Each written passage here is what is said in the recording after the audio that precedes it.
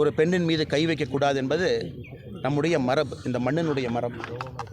ஆனால் இன்றைக்கி தமிழகத்தில் பெண்களின் மீது, தாயார்களின் மீது, குழந்தைகள் மீது, அவர்கள் மீது தொடுக்கப்படக்கூடிய இந்த குற்றச்செயல்கள் ஒரு நாளும் அதிகமாக கொண்டிருக்கிறது.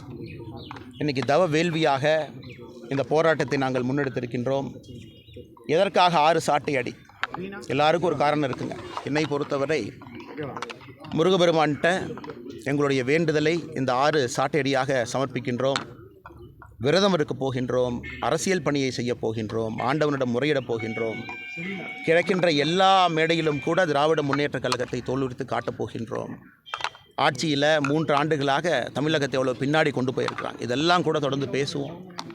ஆனால் இன்றைக்கி ஏதோ ஒரு இடத்துல எனக்கு தெரியும், நான் காவல்துறையிலிருந்து வெளியே வந்த பொழுது ஒரு 10ஆம் கிளாஸ் படிக்கக்கூடிய ஒரு மாணவி, அவர் மீது தொடுக்கப்பட்ட அந்த ரேப் அண்ட் மர்டர், அதில் இறந்து போனாங்க.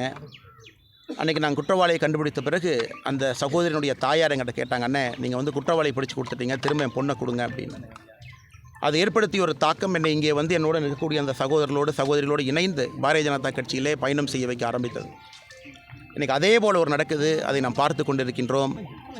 ஒரு சாதாரண அரசியல்வாதிகளைப் போல் ஏதோ பேசிட்டு நாமளும் கடந்து போயிடுறோம். அடுத்த நிகழ்வு வரும்பொழுது மறுபடியும் அதை பற்றி பேசுகிறோம். அது என்னால் பொறுத்து கொள்ள முடியவில்லை. ஒரு தாக்கத்தை அது ஏற்படுத்தி இருந்தது. அதனால் நல்லா யோசித்து தான் அந்த முடிவுக்கு வந்திருக்கிறோம். காலணியை நேற்றே கழட்டி வச்சுட்டேன். திமுக ஆட்சியிலிருந்து நகரும் வரை அந்த காலணியை நான் அணியப் போவதில்லை. இது ஒரு வேள்வியாக, தவமாக, தமிழக மக்களுக்காக இதை செய்ய வேண்டும் என்று எங்களுடைய எண்ணம். அதை செய்கின்றோம். எங்களுடைய கட்சி தலைவர்கள், தொண்டர்கள் எல்லோருக்கும் என்னுடைய அன்பான வேண்டுகோள், கடுமையாக உழையுங்க, வேலை பாருங்கள், ஃபீல்டில் இருங்க, மக்களோடு இருங்க, ஒரு மாற்றத்தை கொடுப்போம். அதே நேரத்தில் ஐயா டாக்டர் மன்மோகன் சிங் அவர்கள் இறந்த காரணத்திற்காக, இறைவனடி சேர்ந்த காரணத்திற்காக இன்று பாரதிய ஜனதா கட்சியின் சார்பாக ஏற்பாடு செய்யப்பட்டிருந்த போராட்டங்கள் எல்லாமே ஒத்திவைக்கப்பட்டிருக்கிறது. புதிய தேதி இன்றைக்கி மத்தியானத்துக்குள் அறிவிப்போம். காரணம், இந்திய அரசு 7 நாட்கள் அஃபீஷியலாக மௌனிங் சொல்லியிருக்கிறாங்க. துக்கம் அனுசரிப்பதற்காக 7 நாட்கள் சொல்லியிருக்கிறாங்க. அதை பார்த்து கொண்டு எங்களுடைய அமைப்பு பொதுச் செயலாளர் கேஷ் விநாயகம்ஜி அவர்கள் புதிய தேதி அறிவிப்பார்.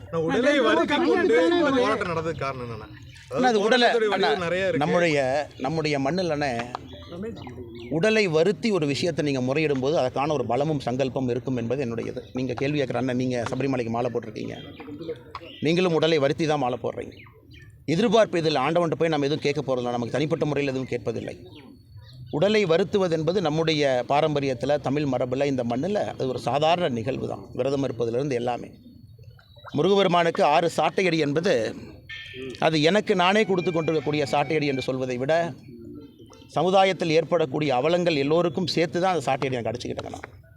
அதனால் வருகின்ற காலத்தில் இது ஏதோ மறுபடியும் திமுக மேலே வெறுப்போ அல்லது இங்கே இருக்கக்கூடிய ஒரு தனி மனித வெறுப்போ கிடையாது. இந்த ஆட்சி போகணுங்கண்ணா. ரொம்ப தவறு பண்ணுறாங்க. அறவழியில் போராட்டம் செய்தாலும் கூட அதற்கும் வாய்ப்பில்லை, பேச முடியல, எந்த விஷயத்தையும் செய்ய முடியல. எதெடுத்தாலும் கூட அவச்சொற்கள், பழிச்சொற்கள், போட்டிக்கு போட்டியாக தரைகுறைவாக நடத்துதல், இதுதான் இன்றைக்கி 3 வருஷமாக நம்ம பார்த்துக்கிட்டு இருக்கோம். அதனால் உடலை வருத்துவது என்று நான் சொல்லவில்லை. இது தமிழ் மண்ணினுடைய மரபு. அதைத்தான் நாங்கள் கைப்பிடிக்க ஆரம்பித்திருக்கின்றோம். நேற்று கமிஷனர் பேசும்போது வந்து ரொம்ப கேஷுவலாக சொல்கிறார், அதாவது போயிடுச்சு என்ன பண்ண முடியும் அப்படிங்கிற மாதிரி சொல்லியிருக்காரு கமிஷனர். சென்னை பிரஸ் மீட் பார்த்தீங்க அண்ணா, கமிஷனர் பேசினதில் ரொம்ப முக்கியமான விஷயத்தை மட்டும் உங்கள் முன்னால் நான் வைக்க விரும்புகின்றேன். நான் ஒரு தனிப்பட்ட முறையில் ஒரு ஐபிஎஸ் அதிகாரியோ, தனிப்பட்ட முறையில் அந்த காக்கி உடைக்கு பின்னாடி இருக்கக்கூடிய ஒரு அதிகாரியோ நான் குறை சொல்ல விரும்பலை.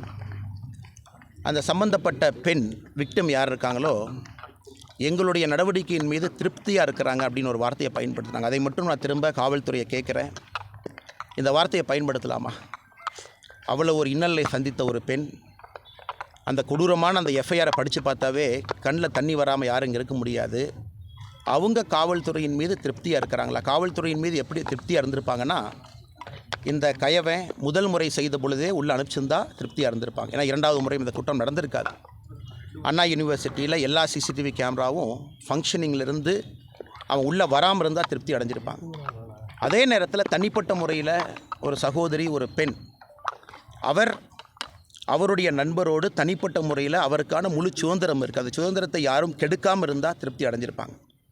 அதனால் அது போன்ற வார்த்தைகளை பயன்படுத்துகிறாங்க காவல்துறை. இதெல்லாம் ஒரு கண்ணியமிக்க ஒரு பதவி. அந்த பதவி பொறுப்பு நாம் கொடுக்குறதே ஒரு கஷ்டமான எக்ஸாமை பாஸ் பண்ணி மக்களை பாதுகாக்க வேண்டும் என்பதற்காக. ஒரு இஷ்யூவை ட்ரிவலைஸ் பண்ணுறக்கோ, நார்மலைசேஷன் பண்ணுறக்கோ, இவ்வளவு பெரிய ஒரு இஷ்யூவை சாதாரணமாக கடந்து போவதற்கு காவல்துறை நண்பர்கள் முயற்சி எடுத்து கொண்டிருக்கின்றார்கள். எப்பொழுதும் உங்களுக்கு தெரியும், காவல்துறையை குறை சொல்பவன் அல்ல, குற்றம் சொல்பவன் அல்ல. இது சிஸ்டமிக் ஃபெயிலியர். சிசிடிஎன்எஸில் அந்த மாதிரி லீக் ஆக வாய்ப்பே இல்லைன்னா சிஸ்டம் எல்லாம் கிளிச் ஆகாது. நானும் அங்கே இருந்திருக்கின்றேன், பணியாற்றி இருக்கின்றேன். அது ரொம்ப செக்யூர்டான சிஸ்டங்கன்னா, நீங்கள் எஃப்ஐஆர் லாக் பண்ண உடனே அது ஆட்டோமேட்டிக்காக சர்வருக்குள்ளே அப்லோட் ஆயிருங்கன்னா அவ்வளோ ஈஸியாக யாரும் எடுக்கவே முடியாது.